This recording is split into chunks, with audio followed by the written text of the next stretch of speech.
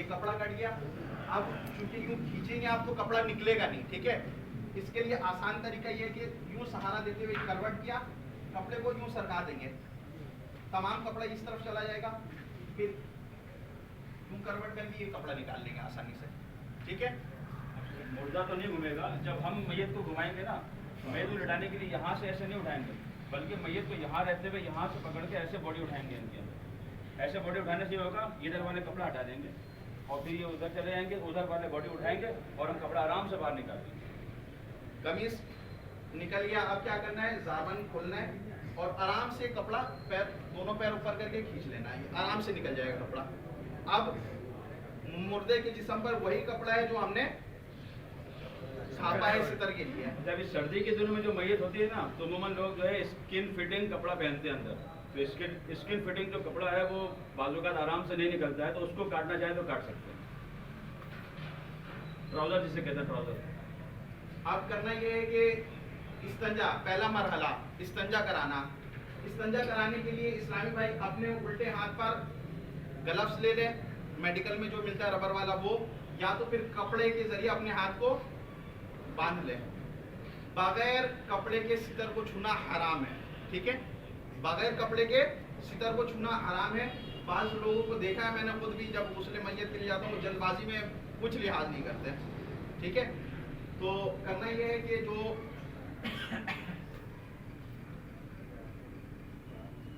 जो इस्तंजा कराएगा वो इस्लामी भाई मुर्दे के उल्टे हाथ की तरफ होगा, ताकि इस्तंजा कराने में आसानी हो, क्योंकि उल्टे हाथ से कराना है, ये भी ध्यान में रखना है कि उल्टे हाथ से कराना है, सीधे हाथ से नहीं। अब यूं हाथ डालकर एक इस्लामी भाई पैर थोड़ा सा ऊपर कर लेंगे पीछे से, और आगे और पीछे के मकाम को अच्छी तरीके से दोनों इस्लामी भाई यूं पानी डाल रहे होंगे, पानी यूं मुसलसल जा रहा होगा, आगे और पीछे के मकाम को अच्छी तरीके से धो लेना है। अगर कोई नजासत है तो पानी मार के साफ कर लेना है। ये हो गया इस्तंजा कराना, पहला मरहला, ठीक है। अब दूसरा मरहला वजू कराना। वजू कराना क्या है, जिस तरह हम वजू करते हैं सेम एज इट इज। जी जी, आगे और पीछे दोनों मकाम, इस्तंजा में आगे और पीछे दोनों मकाम को धोना है। एक बात और मैं आपको बयान करता चलूं, वो ये कि जब आप शलवार निकालते हैं तो आपको उसी वक्त अंदाजा हो जाता है कि नजासत है या नहीं है, ठीक है। अगर आपको महसूस हो रहा है कि नजासत ज्यादा है तो रुई के जरिए पहले पोंछ लें, ठीक है। इससे क्या होगा कि नजासत फैलेगा नहीं पानी डालने से, और नजासत ज्यादा हो और आपने पानी मारा तो फिर मामला बिगड़ेगा। आपने जब शलवार निकाला उसी वक्त आपको अंदाजा हो जाएगा कि इसमें नजासत है या नहीं है। नजासत नहीं है तो हाथ के जरिए आप साफ कर लेंगे, और नजासत है तो पहले रुई के जरिए पोंछ लेंगे ताकि नजासत फैले नहीं। पहला मरहला मुकम्मल हुआ इस्तंजा कराना। दूसरा, देखा जाता है कि मिट्टी वगैरह कुछ इस्तेमाल नहीं होता। जो मैं आपको बयान कर दूंगा ये शरीयत और सुन्नत के मुताबिक होगा। इसके अलावा जो एक्स्ट्रा चीजें हैं वो खुद माइनस होती चली जाएंगी, ठीक है। मिट्टी हो गया, वो तीली हो गया, सारी चीजें माइनस होती चली जाएंगी। वजू कराना 3 बार हाथ पहुंचो, ये पूरा धो लेना है, सीधा हाथ, फिर उल्टा हाथ, चेहरा धोना है, मसा कराना है, पैर धोना है अच्छी तरीके से, ठीक है। अब चूंकि मैयत है तो ना वो कुल्ली कर सकता है, ना ही नाक में पानी चढ़ा सकता है। इसके लिए करना ये है कि एक जग में पानी लेना है, रुई डाला, निचोड़ा, मुंह अगर खुल रहा है आसानी से तो इस तरह से फेर लेना, खुल रहा नहीं तो जबरदस्ती नहीं खोलना है, ठीक है। खुल गया तो ठीक है, वरना जबरदस्ती नहीं खोलना। उसके बाद फिर रुई लिया, निचोड़ा, नाक में डाल के साफ कर लिया, ठीक है। अब आप चाहे तो साबुन इसी दौरान लगा ले। ये दूसरा मरहला हो गया वजू कराना। आम तरीके से जो वही करेगा। जी जी वही करेगा। अच्छा, चौथाई तक का मसा पूरा मुकम्मल यूं नहीं होगा, पूरा फेर देंगे तब बस ये हाथ भी फेर किया जाएगा। जी। फराइश किया जाएगी। चौथाई सर का जो मसा होता है कि एक हाथ को गिरा करके हमने फेर दिया, मैयत को कैसे हम फेर देंगे, बस ये फर्ज अदा हो जाएगा। दूसरा मरहला हो गया। तीसरा मरहला सर और दाढ़ी के बाल को धोना। इस तरह बाजों का मुंह खुला रह जाता है, अगर बहुत ज्यादा मुंह खुला है तो रुई को मुंह में डाल दिया, और अगर मुंह ज्यादा खुला नहीं है तो यूं हाथ रखा आपने, उल्टा हाथ, एक इस्लामी में पानी डाल रहे होंगे अच्छी तरीके से, दाढ़ी के बाल और सर के बाल धो लेना है। ये दूसरा मरहला हो गया, तीसरा मरहला हो गया। चौथा मरहला ये है कि मैयत को उल्टे पहलू करके इस तरह से 2 स्नान में यूं आप एक स्नान में अच्छे तरीके से साबुन लगाकर ऊपर से नीचे तक धो लेंगे। फिर एक बात बोलूंगा मैं, अगर पीछे के मकाम पे हाथ लगाना होगा तो कपड़े के बगैर नहीं, ठीक है, किसी चीज के हाइल हुए बगैर नहीं। ये चौथा मरहला हुआ। पांचवा मरहला के लिए इस तरह से किया आपने, ये पूरे हिस्से को धो लिया, ये पांचवा मरहला हो गया। इसी दौरान साबुन भी लगा लेना है। छठा मरहला के लिए क्या करना है, 2 स्नान पे यूं सहारा देंगे, ठीक है, और नीचे के मकाम को इस तरह से हल्का हल्का से सहलाएंगे। अगर कोई नजासत होगा तो निकल जाएगा और पानी मार देना है, दोबारा इस्तिंजा कराने की जरूरत नहीं है, वो हो गया, ठीक है। दोनों हाथ को यूं लेंगे, अंगूठा मिलाकर और बॉडी पे रखेंगे, आराम से बिल्कुल यूं लेकर आएंगे नाप के नीचे तक।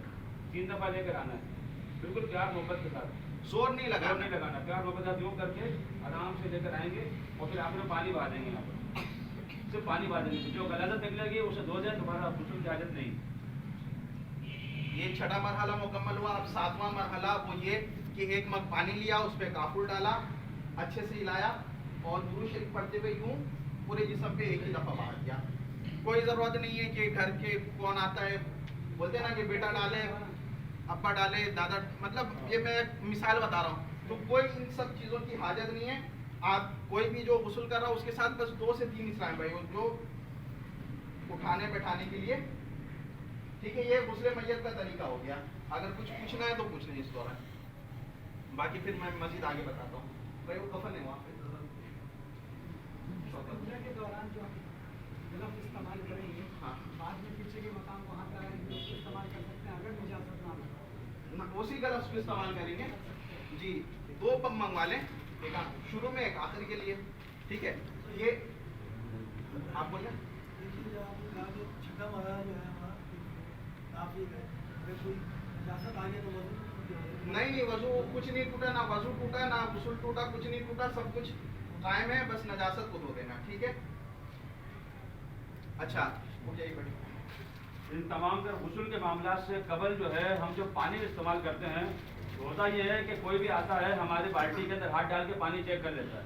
तो कोशिश ये करें, मेरी आदत यही है कि मैं जिस जगह भी आता हूँ 2 बाल्टियाँ रखवाता हूँ और 2 मग्गे रखवाता हूँ। आप भी इस पर अमल करेंगे तो इंशाल्लाह फ़ायदा होगा, बेहतर होगा। करना ये होगा कि एक ऐसा बंदा उसी में से ले लें जो सिर्फ वजू करके उस पानी पर मौजूद रहे। वो एक मग से पानी दे, दूसरे मग से आप वजू गुस्ल में उसको इस्तेमाल करें उस जग को। यानी गुस्ल वाला जग बाल्टी में ना जाए, बाल्टी वाला जग गुस्ल की जगह पर ना आए। इस तरह से ना ये पानी उधर जाएगा ना वो पानी इधर आएगा, एहतियात रहेगी। और वजू वाला शख्स उस पानी को हाथ लगाएगा ताकि पानी मुस्तमल ना हो सके। इसका भी हमें ख्याल करना है ताकि बेहतर से बेहतर और साफ अच्छे पानी से हम मैयत को साफ तरीके से गुस्ल देने में कामयाब हो जाए। मुस्तामल पानी का मसला ये भी सुन लीजिए। मुस्तामल पानी क्या है? ऐसा पानी जिसके जरिए ना गुस्ल किया जा सके ना वजू किया जा सके। अब पानी मुस्तामल कैसे होता है? पानी को बेवजू या बेगुस्ल छू लेने से पानी मुस्तामल हो जाता है। जिस तरह इन्होंने बताया, इसी तरह मेरी भी आदत ये कि जब मैं जाता हूँ गुस्ले मैयत के लिए तो जो जो वहाँ मौजूद है हाथ धुलवा लिया, हाथ धुलवा लिया। तो अब वो भले से पानी छू ले, पानी मुस्तामल नहीं होगा। तो मुस्तामल पानी क्या है? ऐसा पानी जिससे ना वजू हो ना गुस्ल हो, वो मुस्तामल पानी है। और पानी मुस्तामल कैसे होता है कि बेवजू या बेगुस्ल पानी को छू लेने से पानी मुस्तामल हो जाता है। गुस्ल का तरीका ये मुकम्मल सीख लिया। आप कफन के बारे में कुछ मालूमात ये एक सवाल रह गया। आजकल देखा जाता है कि बाज़ औक़ात हर जगह के बाद कफन पहना लिया हमने, या कफन पहनाने के लिए जो उठाते हैं, हाथ के ऊपर कफन रखा हो और मैयत को नहलाने के बाद जो है हम उठाकर उस पर रखते हैं। अब जिस्म से अगर बीच के मकाम से जो है गलाजत निकल जाए, इस सूरत में क्या किया जाए? उसको धोना ही है। मतलब कोशिश यही है कि जब हमने जो मुर्दे को बैठाया है तो हमने पहले कोशिश यही की कि अगर कोई नजासत है तो वो पहले ही निकल जाए। क्योंकि बहुत यूँ कम करते ऐसा होता हैं है कि अगर इस जगह पे जो है वो रुई अगर हम रखते भी, रुई रखते हैं तो उसको उठाना मुश्किल होता है, क्योंकि बाद औक़ात ऐसा होता है कि वो गलाजत रुकता नहीं, वो नहीं रुकता, 1-1 घंटे भी नहीं रुकता। इस सूरत में क्या किया जाए, इसका क्या तरीका है? बड़ा पेशाब अगर निकल जाए तो इस सूरत में तो कफन ना पाओ। जी जी, फिर दूसरा कफन लाना करना पड़ेगा। अगर ऐसा सूरत बहुत कम होता है। इन्होंने सवाल कर लिया, अच्छी बात है, ताकि इल्म में इजाफा हो। नजासत कफन में लग गया तो कफन खराब हो गया, तो इसीलिए पहले ही ये तमाम मामला को देख लेने चाहिए। आप कुछ पूछ रहे थे? हाँ, मुस्तमल पानी का आप पूछ रहे हैं। आजकल तो फी ज़माना आपने देखा घरों में या जहाँ कफन दफन स्टोरेज में, यहाँ हर जगह शावर का इस्तेमाल है। तो मकसद इससे तो हाथ सिर्फ धो लें और शावर यूज़ करें। हाँ, तो वो मसला नहीं है। उसी जी जी जी, मुस्तामल पानी यूं भी हो जाता है घर में। आपने देखा होगा कि जो बड़े उम्र के होते हैं, वजू करने के लिए लोटे में हाथ डाल दिया तो पानी मुस्तामल हो गया, ज़ाया हो गया। तो इसका ध्यान और रखिएगा। किसी इस्लामी भाई को इस मैयत के गुस्ल के हवाले से कोई सवाल पूछना हो, जो सिखाया गया उसके हवाले से फिलहाल पूछ लीजिए। हज़रत आपने बताया कि जैसे आप किसी को शामिल करते हैं नहलाने में तो हाथ धुलवा लेते हैं। जी जी, तो हाथ धोने के बाद अगर पानी में हाथ लगाए तो मुस्तमल नहीं होगा। अब आपने पहले से कहा कि वजू के बगैर या गुस्ल के बगैर, तो मतलब वो हाथ धो लिया ना आपने, वो वजू में ही शामिल हो जाता है। अच्छा, हाथ धो जी सिर्फ जी हाथ जी, धोने। जी, जी। अब जिस तरह मैं अभी आपको बयान कर रहा था कि आपने वजू के लिए लोटे में हाथ डाला, पानी खराब हो गया। पहले आपने हाथ धो लिया, फिर आप लोटे में हाथ डालेंगे तो वो पानी मुस्तमल नहीं होगा। नहीं होगा। कफन के मुतालिक समाप्त करें। बाबा, वो आप जब सो के सबसे पहले उठते हैं ना, तो सबसे पहले आपको काम ही यही करना है। रोजाना जब सुबह सो के उठते हैं तो हाथ धोया जाता है। हजरत अली के कॉल में खाना खाने पहले, ये तो आपको पता बरकत है। तो ये तो एक रूटीन है। आगे बयान करूं मैं? हाँ जी। वो सिर्फ एक सवाल ये कहना ये है कि अगर जो बाल, अगर किसी का जुल्फ हो, अगर बाल बड़े हैं तो फिर बाल में कंघी कर सकते कंघी करना मना है। ज़ेरे नाफ बाल या बगल के बाल साफ करना मना है। नाखून काटना मना है। अगर किसी ने बाल साफ किया तो वो कफन में डाल देंगे, वो कफन मैयत के साथ ही जाएगा। नाखून किसी ने काट दिया तो वो भी कफन में डाल देंगे, वो मैयत के साथ जाएगा। ऐसा नहीं करना है। बाल लोग कर बालों को कंघी करना, बालों को कंघी करने का पूछ रहे हैं, इस हवाले से कंघी नहीं, आपने जब धोया तो वो तो खुद ही सुरमा नहीं लगाते, ठीक है, सुरमा नहीं लगाते हैं। अब जी जी, तो रुई आप बोले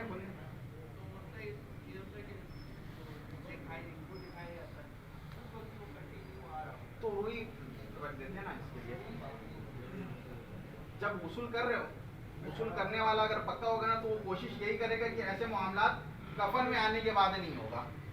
बाज़ औक़ात जब वसूल के लिए जाते तो मुंह से मुस्तकिल या तो ब्लडिंग या तो फिर वो झाग वगैरह सिलसिला होता है, तो फिर जब हम उसको करवट करते हैं ना, तो उसी वक्त तमाम के तमाम थोड़ा टाइम लगता है, 2 मिनट 5 मिनट 7 मिनट उसको करवट करके रखते हैं, वो सारा का सारा निकल जाता है।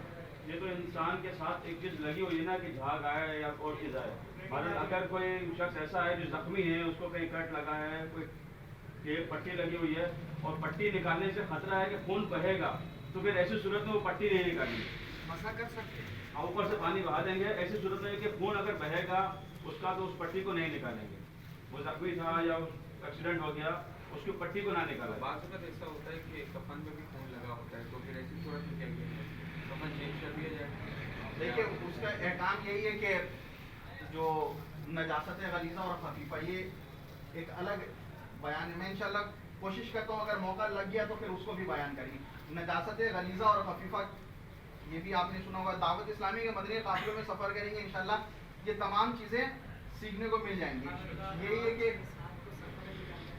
माशाल्लाह 5, 6, 7 फरवरी अल्हम्दुलिल्लाह अज़्ज़ा वजल दावत इस्लामी के बेशुमार मदनी काफिले राय खुदा अज़्ज़ा वजल में सफ़र कर रहे हैं, तो इसमें भी आप तमाम नियत करेंगे इंशाल्लाह हम इसमें।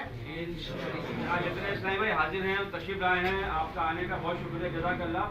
देखिए, ज़रूरी नहीं है कि यहाँ पे आपको हर एक सवाल का हम जवाब दे सकें। आलिम दीन होते हैं जो असल किताबों से तहकीक करके सही जवाब दे पाते हैं। हम अपनी मालूमात की बुनियाद पर आपको जो है गाइड कर सकते हैं, और क्या हर बात हम यहाँ पर आपको मुतमईन कर दें ज़रूरी नहीं है। इसके लिए उलमा हज़रात हमारे हैं, दारुल इफ्ता हैं, फिर इनसे इंशाल्लाह आप राब्ते में रहेंगे, काफ़िलों में सफ़र करते रहेंगे, तो बहुत कुछ सीखते रहेंगे। सीखते सीखते इंशाल्लाह लहद तक पहुँचेंगे सल्लु अलल हबीब सल्लल्लाहु तआला अलैहि वसल्लम। इसका ऐप्स का इंट्रोडक्शन दे दिया जी जी, अभी वो मैं आखिर में इंशाल्लाह 2 बातें सीख गए। एक कब्र के मुतल्लिक, कब्र के अहकाम, दूसरा गुस्ले मैयत, ठीक है। अब तीसरी बात, कफन किस तरह का होना चाहिए, कफन क्या होता है। ये हमने शुरू में समाप्त किया कि मरने के बाद जो मुसलमान को कपड़ा दिया जाता है वो कफन कहलाता है। कफन कितने कपड़े का होता है, कफन का साइज क्या है, किस तरह काटना चाहिए, किस तरह पहनाना चाहिए, इंशाल्लाह अभी काटने का तरीका और फिर उसके बाद कफन पहनाने का तरीका वो बयान किया जाएगा। कफन का साइज ये समाप्त कर लीजिए, कफन का साइज क्या होता है। कफने सुन्नत 3 कपड़ा है। मुसलमान मर्द के लिए कफने सुन्नत कितना कपड़ा है? 3 कपड़ा है। नंबर 1 लिफाफा, बड़ी चादर। नंबर 1 लिफाफा, बड़ी चादर। नंबर 2 इजार, छोटी चादर। नंबर 3 कमीज यानी कफनी। ये 3 चीजें, 3 कपड़ा है। नंबर 1 लिफाफा, बड़ी चादर। नंबर 2 इजार, छोटी चादर। नंबर 3 कमीज यानी कफनी। अब इसका साइज सुन लीजिए। लिफाफा यानी बड़ी चादर का जो साइज है वो मैयत के कद से एक बालिश सर की जानिब से बड़ा होगा और एक बालिश पैर की जानिब से बड़ा होगा। ठीक है। लिफाफा जो बड़ी चादर है इसका साइज क्या बताया कि मैयत के कद से एक बालिश सर की जानिब से बड़ा होगा, एक बालिश पैर की जानिब से बड़ा होगा, या अगर थोड़ा और बड़ा करना है तो कर ले ताकि मोड़ने में, बंद करने में आसानी हो। ठीक है। नंबर 2 इजार, छोटी चादर। इसका साइज अभी दिखाता हूं। इजार, छोटी चादर, ये मैयत के कद के बराबर होगा, सर से लेकर पैर तक। इजार यानी छोटी चादर मैयत के कद के बराबर होगा, सर से लेकर पैर तक। कमीज यानी कफनी, ये मैयत के कंधे से लेकर घुटने के नीचे तक यानी आधी पिंडली तक, आगे से भी और पीछे से भी। अक्सर देखा ये गया है कि जब आप रेडीमेड कफन लेते हैं तो कमीज का जो साइज है ना, आगे से तो घुटने के बराबर होता है और पीछे से घुटने से भी ऊपर होता है। बाजों का इतना छोटा होता है कि कमर दिख रहा होता है। तो कमीज की लंबाई क्या बताई कि कद से लेकर घुटने के नीचे तक, आगे से भी और पीछे से भी। अब ये थोड़ा सा आप चेक करिए, फिर मैं आपको दोबारा बुलाऊंगा।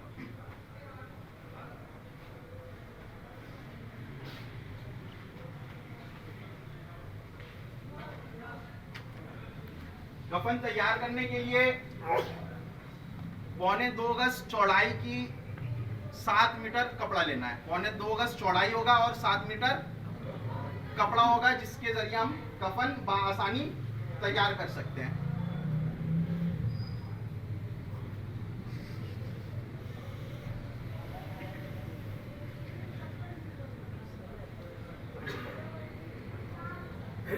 एक सेकंड, आप जरा बेटा हटो, आप लेटिए। हाँ लेटिए। इसके ऊपर नहीं, इसके ऊपर नहीं, इसको नाप के दिखाना है ना। थोड़ा सा पीछे देखिए। ठीक है, ठीक है, आप लेट जाइए।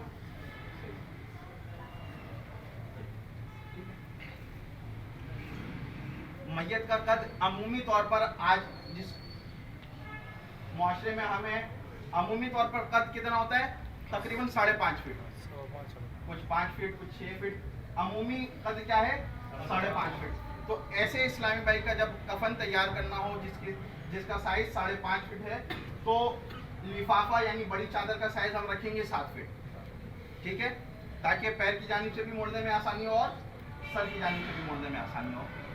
इजार यानी छोटी चादर का जो साइज हम बनाएंगे वो 5 फीट का होगा, 5.5 फीट का, ताकि सर से लेकर पैर तक वो ढक जाए। और कमीज, इसकी जो लंबाई रखेंगे हम 90 इंच, जब उसको हम डबल करेंगे 45 इंच हो जाएगा। वो कंधे से लेकर आधे पिंडली तक आ जाएगा। ठीक है, घुटने से नीचे तक आ जाएगा। अब आप ये देखिए, इस्लाम भाई लेटे हुए, कफन का जो साइज है ये थोड़ा सा छोटा है ना, पैर की जानिब से तो ठीक है, ठीक है। अब सर की जानिब से थोड़ा सा बड़ा होगा तो ये बड़ी चादर।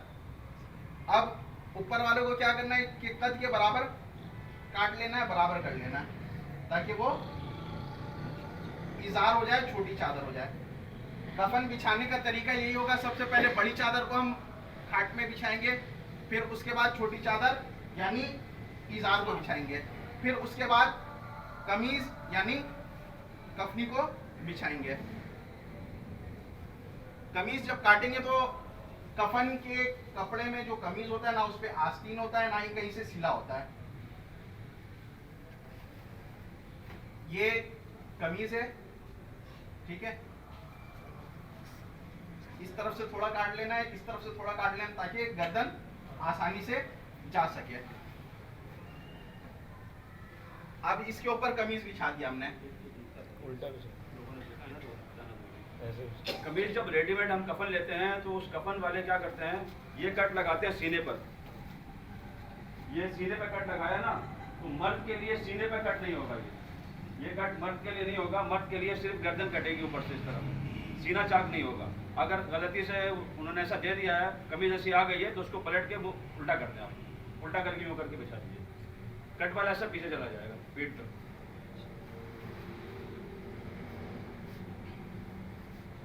कफन के अंदर जो मैंने शुरू में बताया था 2 कपड़े होते हैं तहबंद। तो अब क्या करना है, गुस्ल हो गया मुकम्मल, तहबंद हमने डाला और जो खराब कपड़ा था वो निकाल दिया और अच्छे से सितरपोशी कर दिया हमने, ठीक है। अब क्या करना है कि 2-3 इस्लामी भाई के सहारे से मैयत को कफन में लेकर आना है। आएंगे आकर लेट जाइएगा। हाँ हाँ वो हटा, हाँ पहना कर गर्दन बड़ी कर।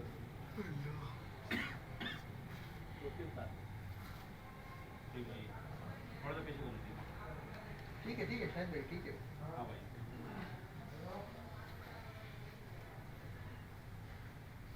अच्छा वो देखो बेटा, ये जो तहबंद हमने बांधा था, ये तहबंद के साथ आया, ठीक है। जैसे ये कमीज हम पहनाते हैं, इस तहबंद को हम बड़े आसानी से निकाल लेते हैं, ठीक है। अब पेशानी पर बिस्मिल्लाहिर्रहमानिर्रहीम लिख दें, सीने पर कलमा तैयबा लिख दें। किसी के मुरीद है तो पीर साहब का नाम लिख दें, या गौस अल मदद लिख दें। लिखने का तरीका ये होगा कि उंगली के इशारे से लिखना है, ना ही पानी में उंगली डालकर लिखना है, ना ही स्याही में उंगली डालकर लिखना है। इस तरह से उंगली से लिख देना है, ला इलाहा इल्लल्लाह, मशाइख के नाम लिख दिया हमने। उसके बाद खुशबू अतर लगाना है। सुरमा का मैंने बताया, सुरमा लगाना मना है, ठीक है। सुरमा नहीं लगाते हैं, अक्सर कफन में सुरमा मिलता है रेडीमेड में, सुरमा नहीं लगाते हैं, ठीक है। उसके बाद काफूर 7 हड्डियों पे लगाना है। 7 हड्डी कौन सा, वो जिस हड्डियों के जरिए हम सजदा करते हैं।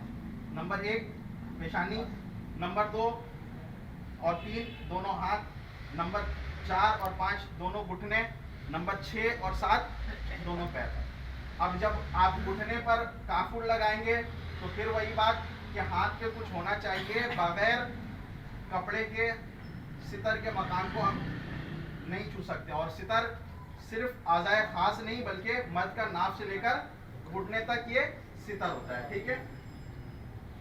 अब कफन पहना, ये कमीज पहना दिया हमने, जो लिखना था वो लिख लिया। अगर संदल वगैरह तो वो भी इसी दौरान डाल दें, खुशबू अतर है तो वो भी इसी दौरान डाल दें। अब उसके बाद क्या करना है, उल्टी जानिब से सिंगल नहीं है वो, खैर बता दिए सिंगल लेना। नहीं डबल खुला रखिए, ये तो खुला हम रख रहे हैं लेकिन खुला रखते नहीं है, ठीक है। ये पहले उल्टी जानिब से करेंगे, फिर ये सीधी जानिब से, फिर लिफाफा को उल्टी जानिब से और फिर सीधी जानिब से। पैर की तरफ से इस तरह मोड़ना है और बांध देना है। इसी तरह कमर को बांध देना है। घर वालों से पूछ लीजिए, चेहरा दिखाना तो यूं ही छोड़ दीजिए और नहीं दिखाना तो बांध देना है। और उसके बाद फिर एहकाम बता दीजिए कि जब आप कब्रिस्तान ले जाएं, कब्र में डालें तो तमाम गिरोह को खोल दें, कपड़ा नहीं खोलना है, कपड़ा चेहरे से नहीं हटाना, कपड़ा चेहरे पे ही रहेगा, ठीक है। ये मुख्तसर सा मैंने आपको तरीका बयान किया। हज़रत एक तरीका ये कि बाज़ औक़ात मैयत को ये देखा गया कि पैर के दोनों ये दोनों जो बड़े हैं वो बांध दिए जाते हैं अंगूठे। नहीं, वो करीब कर दें, बांधना जरूरी नहीं बांधना है। जरूरी जब आप वो कपड़े से उसको लपेटते हैं तो वो बंध ही जाता है, मतलब जब आपने मोड़ा तो वो बंध जाएगा। वो अगर अंगूठे बांध के दिए हैं तो वो कब्र में खोलना है उनको, जरा खोल नहीं है। और खुशबू वगैरह लगाएंगे वो रस्म में भी यानी कि फुकू और संदल वगैरह जो लगाना है वो कफन के अंदर ही लगा देना, कमीज जो है कफनी जो है उसी के ऊपर लगाना है। बाद औक़ात लोग हिजरत शरीफ या हदिया वगैरह वो भी बयान कर देते हैं। शिजरा वगैरह कब्र में नहीं ये कब्र बोल रहा हूँ, मैयत के ऊपर नहीं रखना है, ना ही कफन के ऊपर रखना है। मैं बयान कर रहा हूँ। होता क्या है, बात इतना है भाई, वो कफन के अंदर डाल देते हैं, बाज कफन के ऊपर, मतलब कफन हटाकर सीने में रख देते हैं, बाज ये करते हैं कि कफन को बंद करके उसके ऊपर रख देते हैं। इसका बेहतरीन तरीका ये है कि जब आप कब्र बनवाएं तो एक छोटा सा जगह सुराख वो छुड़वा दें, पीछे से मतलब सीमेंट होगा, थोड़ा सा जगह जहां पर आप आसानी से औताक जिसको बोलते हैं, छोटा सा एक सुराख टाइप का वो जगह छुड़वा दें। अगर ये मुमकिन नहीं है तो एक कील लेकर जाएं, एक हथौड़ी लेकर जाएं, दीवार में सीधी जानिब ठोक दें। ये करना, मतलब जमीन पर नहीं आना चाहिए, ना ही शिजरा ना ही अहदनामा, कुछ भी जमीन पर नहीं आएगा, क्योंकि जब जिस्म खराब होगा तो फिर वो उसकी बेहुरमती होगी। तो ये चीज होता है। और अगर कोई बात पूछना है तो पूछ लें। ये मैंने आपको तरीका बता दिया। अल्हम्दुलिल्लाह दावत इस्लामी ने एक एप्लीकेशन लॉन्च किया है मुस्लिम फ्यूनरल के नाम से, मुसलमान का कफन दफन, मुस्लिम फ्यूनरल के नाम से एक एप्लीकेशन लॉन्च किया गया है, जिसमें गुस्ले मैयत का मुकम्मल तरीका जो मैंने 7 मराहिल बताया आपको, वो 7 मराहिल को बयान किया गया। अल्हम्दुलिल्लाह हर कोई ये मोबाइल चला रहा है, तो दावत इस्लामी ने टेक्नोलॉजी के दौर में, दावत इस्लामी कहीं पीछे नहीं है। अल्हम्दुलिल्लाह दावत इस्लामी भी टेक्नोलॉजी को साथ लेते हुए चल रही है और टेक्नोलॉजी का बेहतरीन फ़ायदा दावत इस्लामी उठा रही है। जब आप प्ले स्टोर पर जाएंगे, सबको पता है, सब जानते हैं कि प्ले स्टोर क्या होता है, यूट्यूब क्या होता है। यूट्यूब पर जाएं, कफन दफन दावत इस्लामी लिखेंगे तो दावत इस्लामी का अपना ऑफिशियल बनाया हुआ वीडियो आ जाएगा, जिसमें ये तमाम उमूर जो मैंने आपको बयान किया वो तमाम उमूर उसमें मुकम्मल तौर पर आपको मिल जाएगा। पौने 2 घंटे का ये बयान है। इसके अलावा आप प्ले स्टोर पर जाएं, मुस्लिम फ्यूनरल लिखें, इस तरह से ये एप्लीकेशन आ जाएगा। ये एप्लीकेशन बेशुमार जुबानों में मौजूद है। और सबसे बड़ी बात यह है कि दावत इस्लामी के जितने गस्साल इस्लामी भाई जो गुस्ले मैयत देते हैं, जितने भी इस्लामी भाई, सब का नंबर इस एप्लीकेशन में मौजूद है। चाहे वो पाकिस्तान में हो, इंडिया में हो, बांग्लादेश में हो, यूके में हो, कहीं पे भी हो, आप इस एप्लीकेशन पे जाएंगे, ऑप्शन पे क्लिक करेंगे तो इस पे आपको राब्ता का नंबर मिलेगा। सबसे आखिरी में देखिए, गुस्ले मैयत और इसाले सवाब के लिए राब्ता, इस पे क्लिक करेंगे तमाम इस्लामी भाई का नंबर आ जाएगा। आप अपने एरिया का नाम डालेंगे, कराची, औरंगी टाउन, तो औरंगी टाउन के इस्लामी भाइयों के नाम आ जाएगा। जहाँ पर आप मौजूद हैं वहाँ के इस्लामी भाइयों का नाम डालें, एरिया डालें, वहाँ के इस्लामी भाई का नंबर आ जाएगा। इसमें अगर नेट से आप चला रहे हैं तो अल्हम्दुलिल्लाह दावत अमीर अल सुन्नत की जो मदनी मुज़ाकरे हैं वो भी इसमें कफन दफन से रिलेटेड वो तमाम आ जाएंगे। और इसके अलावा और भी मजीद वीडियो और एमिनेशन भी लिखा हुआ है। तो एमिनेशन पे जब आप क्लिक करेंगे तो आपको तमाम तर उमूर इस पे नज़र आ जाएगा।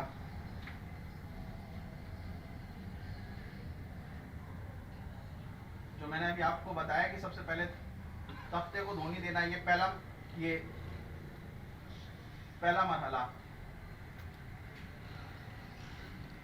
ये एप्लीकेशन आप जरूर डाउनलोड करें। सब तरफ घुमा दिए, सब तरफ जी जी नजरें सब जी जी। आप मुस्लिम फ्यूनरल लिखें या कफन दफन दावत इस्लामी लिखेंगे, ये आ जाएगा।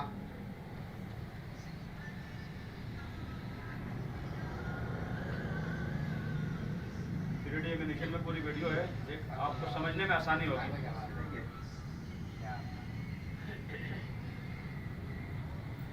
इंतजार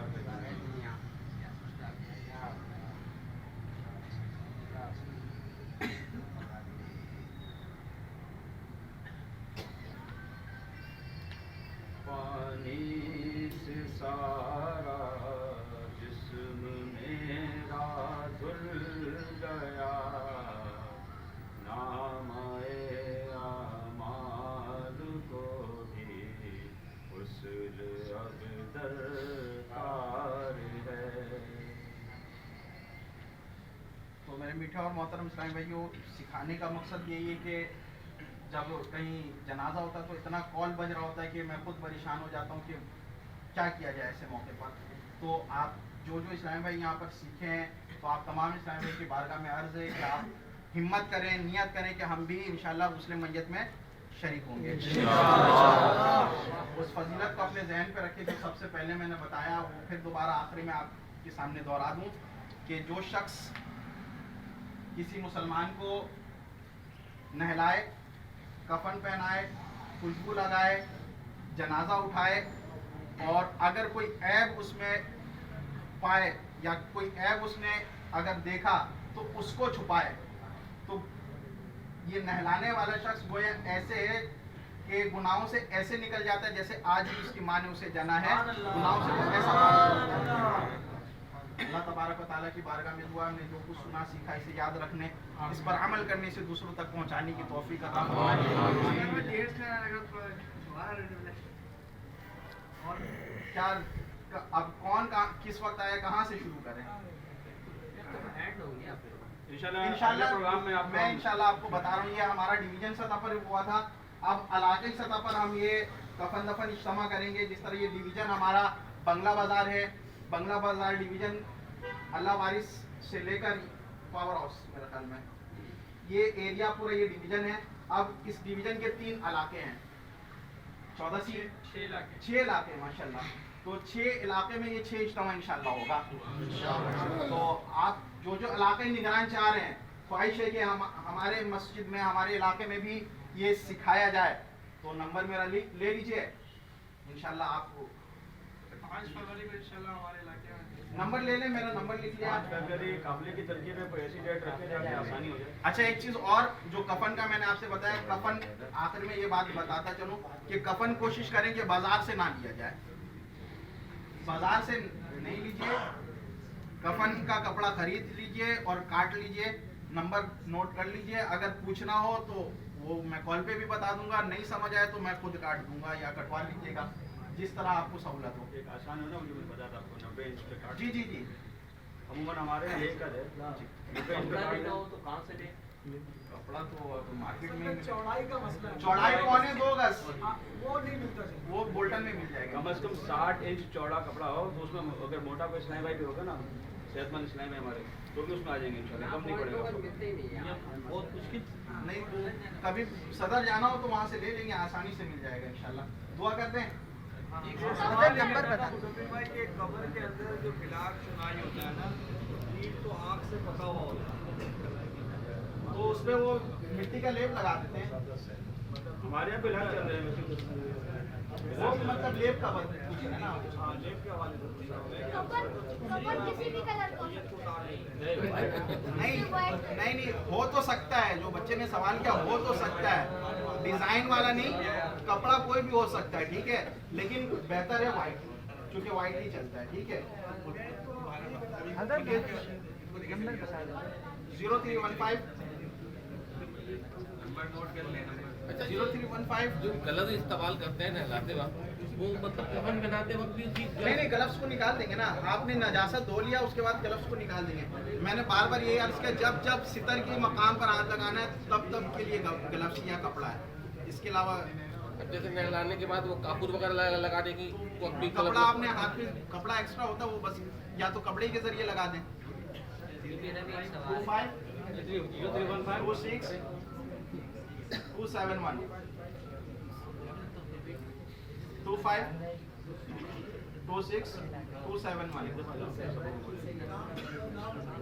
मुजम्मिल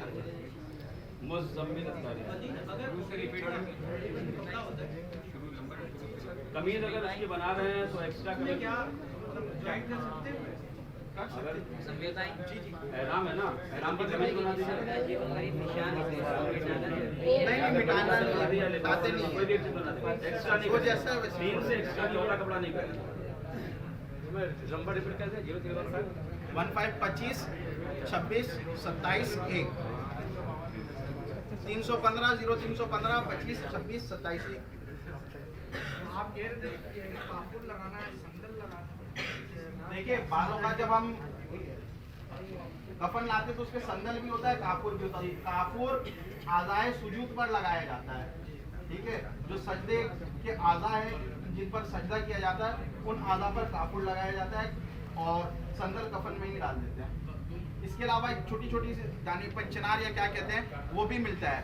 तो वो क्या करते हैं कि जब दफन हो जाए तो कब्र के ऊपर डाल देते हैं वो। इससे ये होता है कि जानवर मुंह नहीं मारता है कब्र में। चंसूर जी। और जहाँ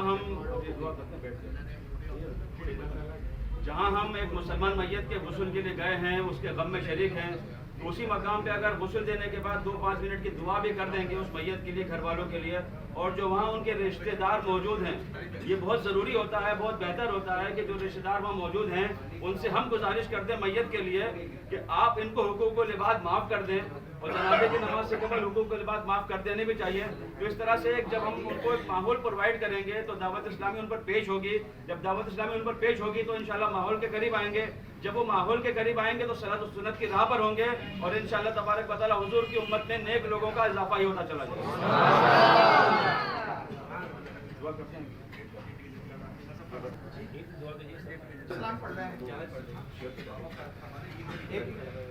तशरीफ रखिएगा, तशरीफ रखें। और ज़ाहिरी तौर पर जितने इस्लामी भाई यहाँ मौजूद हैं, रूहानी तौर पर तो बहुत मौजूद होंगे, मेरी गुजारिश है कि ज़ाहिरी आंखें अपनी अपनी बंद कर लीजिए और तसव्वुर कीजिए कि जो हमने गुस्ल सीखा है, हम इंतकाल कर चुके हैं और हमारा गुस्ल दिया जा रहा है। आंखें बंद कर लीजिए और तसव्वुर में इस कलाम को सुनने की कोशिश कीजिए।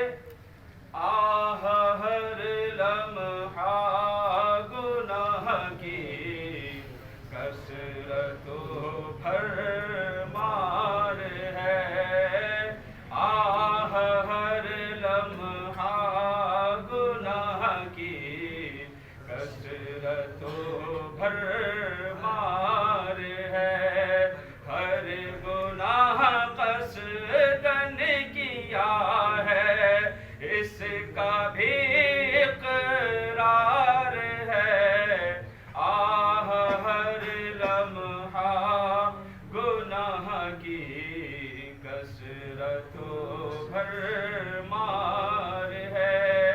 गुस्ल देने के लिए उस साल भी अब आ चुका, गुस्ल देने के लिए उस साल भी अब आ चुका, नामाए आमाल को भी गुस्ल अब दरकार है, नामाए आमाल को भी गुस्ल अब दरकार है, आह हर लम्हा गुनाह की कसरतो भरमार है।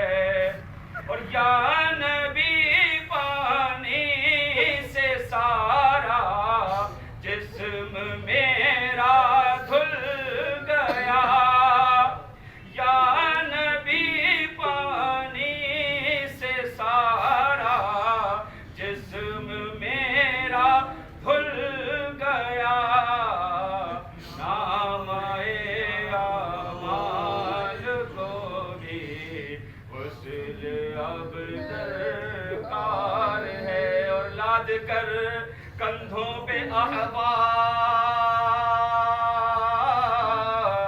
लाद कर कंधों पे अहबाब, आह कब्रिस्तान चले, वास्ते तदफीन के गहरा गढ़ा तैयार है। और कब्र में मुझको लिटा कर और मिट्टी डाल कर, जल्दी ये साथी ना पा सब कोई रिश्तेदार है। ख्वाब में भी ऐसा अंधेरा कभी देखा न था, ख्वाब में भी ऐसा अंधेरा कभी देखा न था, जैसा अंधेरा हमारी खबर में सरकार है,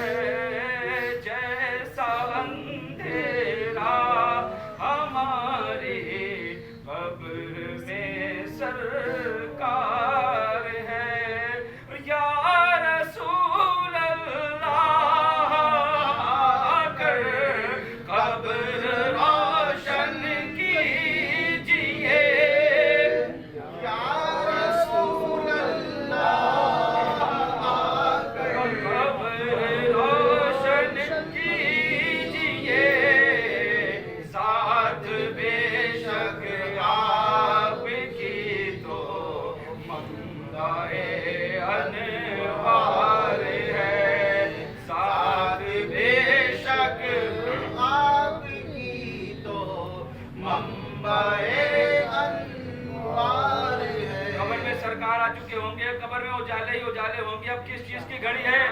या नबी जन्नत की खिड़की कब्र में खुलवाइए,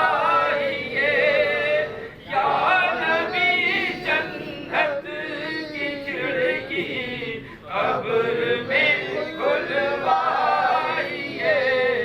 फिर तो फज़ले रब से अपनी कब्र भी गुलजार है।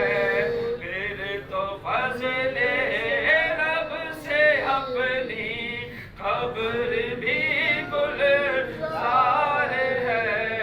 आह हर लम्हा गुनाह की कसरतों पर मार है, हर गुनाह कसदन किया है, इसका भी इक़रार है। आह हर लम्हा।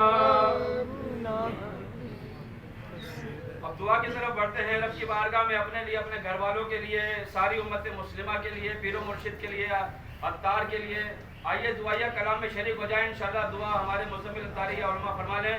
दुआ का इस्तिग़ासा पेश करते हैं। ऐ मेरे मालिक मेरे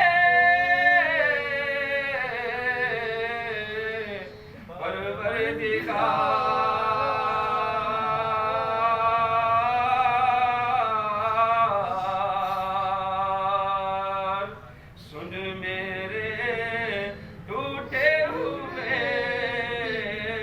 दिल की पुकार।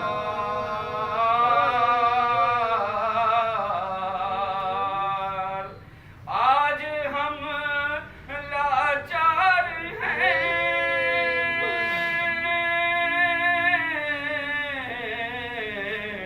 मजबूर हैं, जिंदा रहकर जिंदगी से दूर हैं। आ पड़ी किश्ती हमारी मंझधार में, हाथ उठाते हैं तेरे दरबार में,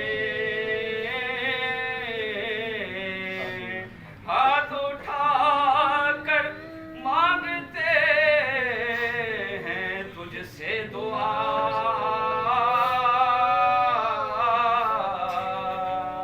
देखिए होता है अब अंजाम क्या,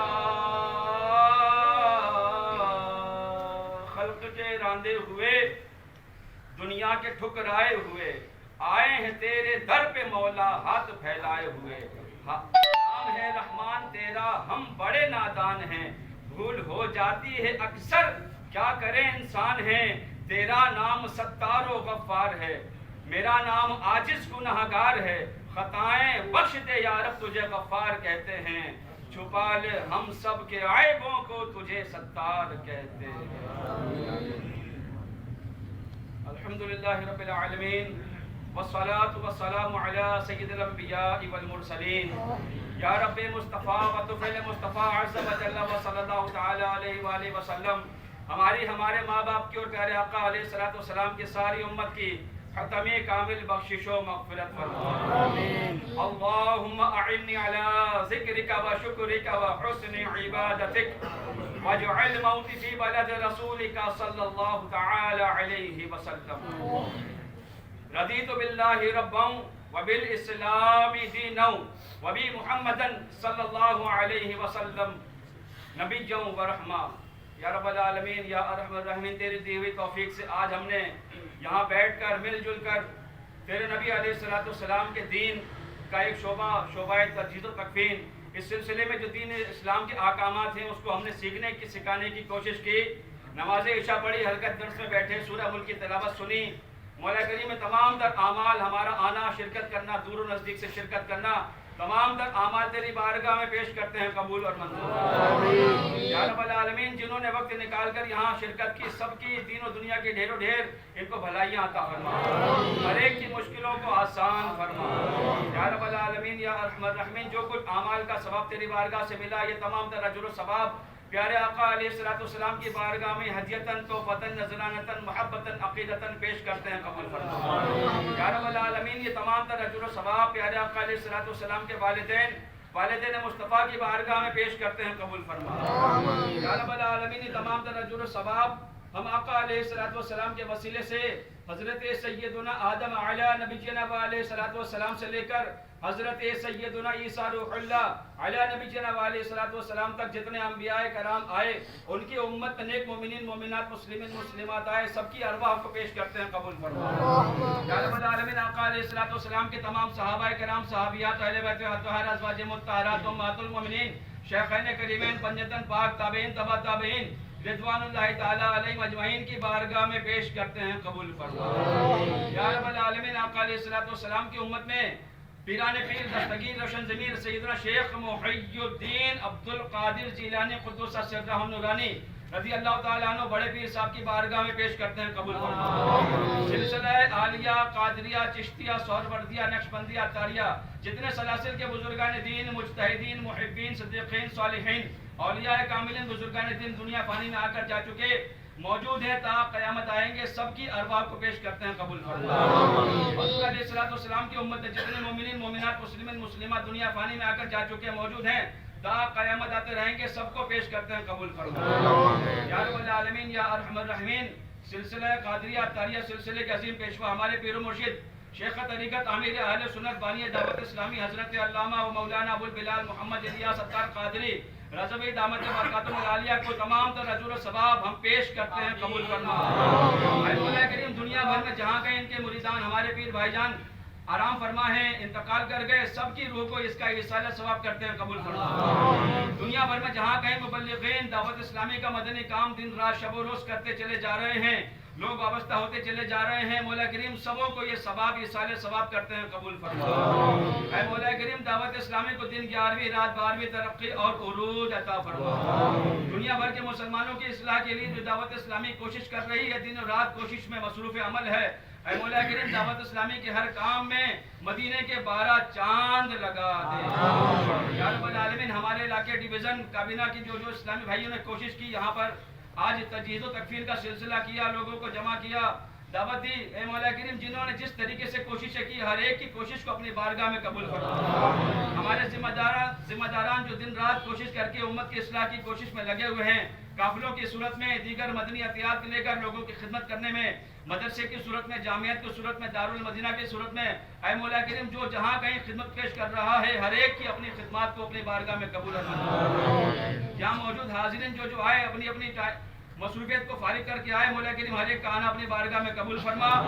हमारे इमाम साहब को मौला करीम तरक्की और उरूज अता फरमा। आज की तारीख तक जितने मुसलमान दुनिया फानी से कुछ कर गए, सबके लिए दुआए मग़फ़िरत करते हैं, कबूल फरमा। हमें बढ़ चढ़कर दावत इस्लामी के साथ काम काज करने की तौफीक अता फरमा, हर काम में हमें हिस्सा मिलाने की तौफीक अता फरमा। दामे दिरमे सुखने मौला करीम दावत इस्लामी के साथ शब रोज़ गुजारने की हमें तौफीक अता फरमा। हमारे हर जिम्मेदारान को मौला करीम दराजी उम्र बिल खैर अता फरमा, हर मुश्किलों से हमें बासानी पार कर लेने की तौफीक अता फरमा। दावत इस्लामी का तमाम इज्तिमात के अंदर हमें पाबंदी वक्त के साथ शिरकत करने की तौफीक अता फरमा। ऐ मौला करीम, इस मस्जिद में दावत इस्लामी का हफ्तावार इज्तिमा होता है, हमें इसको कामयाबी से इज्तिमा गाह को फुल करने की तौफीक अता फरमा। हमें से हर एक को तौफीक अता फरमा कि हम दावत इस्लामी के हर इज्तिमाआत में शिरकत बआसानी करने में कामयाब हो जाए। ऐ मौला करीम, आका अलैहिस्सलाम की दुखियारी उम्मत पर रहम फरमा। जहाँ कहीं आका अलैहिस्सलाम की उम्मत दुख में मौजूद है, हर एक को मौला करीम खुशियाँ और खुशियाँ ही अता फरमा। जितने हाजिरीन हैं, इनके दिलों में जितनी तमन्नाएं, दुआएं, इल्तिजाएं, आरज़ुएं हैं, मौला करीम सब दुआओं को तू जानता है, बेहतर जानता है। हर एक की दिली तमन्नाएं, दुआएं, इल्तिजाएं, आरज़ू अपनी बारगाह में कबूल और मंजूर फरमा। आमीन आमीन आमीन बिजाहिन नबी अमीन सल्लल्लाहु तआला अलैहि वसल्लम। ईमान पे दे मौत मदीने की गली में, मदफन मेरा महबूब के कदमों में बना दे, और बहर ज़िया नज़र करम सुए गुनहगार, जन्नत में पड़ोसी हमें आका का बना दे। देता हूँ तुझे वास्ता में प्यारे नबी का, उम्मत को खुदाया रहे सुन्नत पे चला दे। और ए काश कभी ऐसा भी हो ख्वाब में हमारे है जिसकी गुलामी में वो आका नजर आए। और मैं ये क्यों कहूँ कि ये अता हो वो अता हो, वो दो कि हमेशा हमारे घर भर का भला हो और मिट्टी न हो बर्बाद पसे वर्ग इलाही, जब खाक उड़े हमारी मदीने की हवा।